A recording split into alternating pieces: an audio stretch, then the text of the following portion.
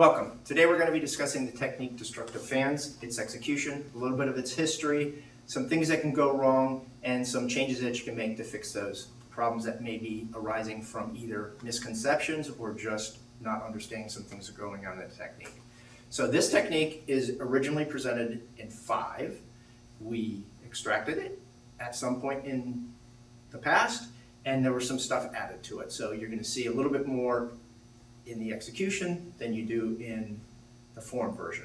So let's talk about the general idea of the concept of this. So we're going to face this way so that you can see what's going on. So what's happening is this person's coming from the side. If we talk about form 5, it is an out of position technique. So in other words, he's coming from there, my right hand I need to block with, and I can't get to it because it's the farthest thing away from me, but you notice what I did. The general idea here is to slip the punch. So let's do that one more time. The punch is coming at me, and what I'm doing is barely moving off that line, but then you can say, oops, there's a problem. What if he's faster than I thought? Or what if he sees me and diverts his weapon or turns it into an elbow? I have to worry about those things. So that's what these hands are for. So what I'm going to do is I'm going to pick this up here and then pick it up with my left and continue with my right. Okay, now that you've seen that, let's go back to this line again. So we have overlapping circles here. This is a theme that's in 4 that's continued into 5 somewhat, but we don't need to worry about continuing that overlapping theme pattern, overlapping circle theme pattern or figure 8 theme pattern. What we can do is we can divert from that because we're dealing with a real opponent at this point. So the way that we're going to do it is we're going to convert the circle to a line. Keep in mind that there's 3 things that you can do. You can start a circle and continue that circle, start that circle, reverse that circle, or you can start the circle and turn it into a line. That's what we're going to be doing in this case. It's very similar to what we're doing in deflecting hammer, where we start a circle and we convert that line into that line. We're doing the same thing here, but we're doing the top half of that, converting it into a line. Now, if you notice where I'm sitting here with this strike, this is a very close technique. In other words, you're going to be right on top of this person. So if there's a general saying that goes that if you're close enough to kiss the person, you're close enough to hit the person. This is a very good example of that idea in this case. So what that means to this strike is I don't have to go reaching for this. So if he's punching, I don't want to try and keep way out here and reach for him.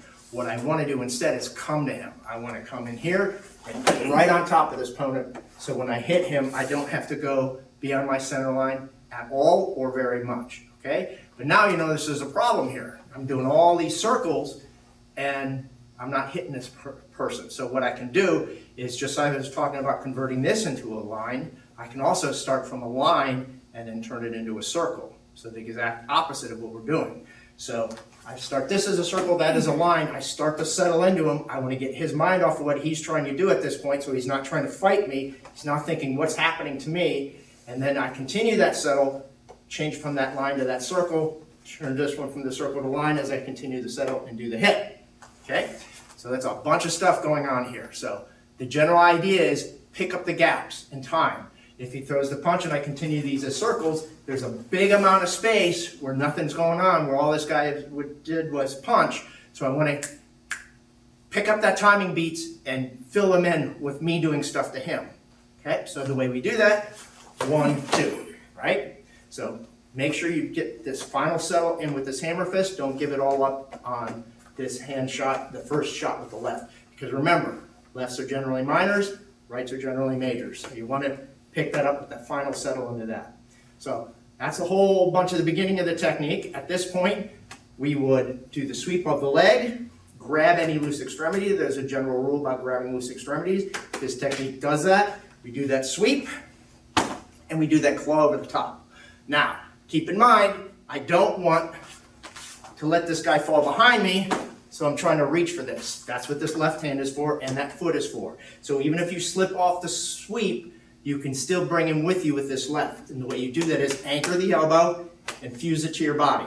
So he's coming with you no matter where you're going. Okay? So we go 1, 2, and now there's a problem. He may fall to the floor. 1 of 2 things can happen at this point. One would be I take the short version of the technique. Out I go, away from my opponent. Second is he fell, but I want to continue it, so we move to the middle version of the technique, middle length version. So what we would do is we came on this circle. So now what we do is we do the same thing we did at the beginning. We start that circle, convert it into a line to get that hit. You say, well, what if he fell with his head on the ground? Well, then we don't need this piece. But then we have this piece, which gives us our long range version. So you can go right there to the face, cross out and cover. That would give us our middle version. This you're going to see also is presented in the long version. So let's continue on to that.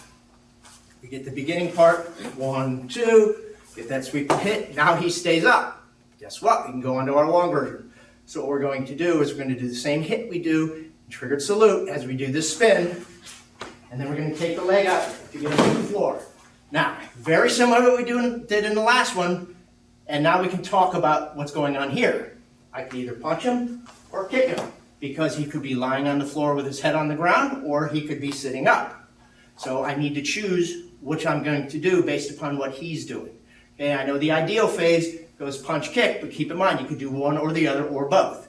If he's sitting up, you can hit, cross out and cover, or you can hit, kick, cross out and cover.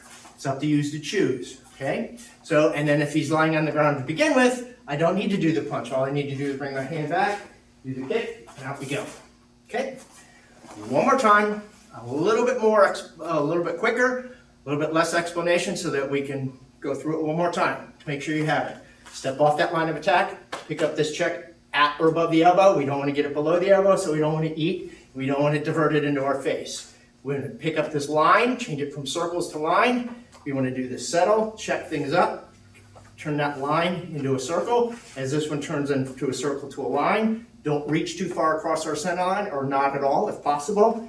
Keep control of this guy. Make sure we're not straddling the paddle. If we're doing that, make sure we can control his height, depth, and width, anchoring our elbow and fusing it to our body. Okay, we're going to do the sweep, bring him with us, flow over the top. Continue on with the long version of it. You turn, hit, with just like we do triggered salute, sweep, let him fall to the ground. Two options, either he's sitting up or he's lying down. If he's sitting up, you can do the punch, cross out and cover, or punch, kick, cross out and cover. Okay, one more time. Let's do it on this line so you can see it and without any explanation.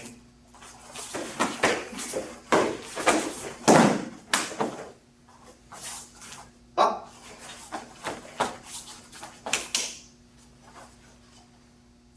Hope this video helps you. Thank you very much.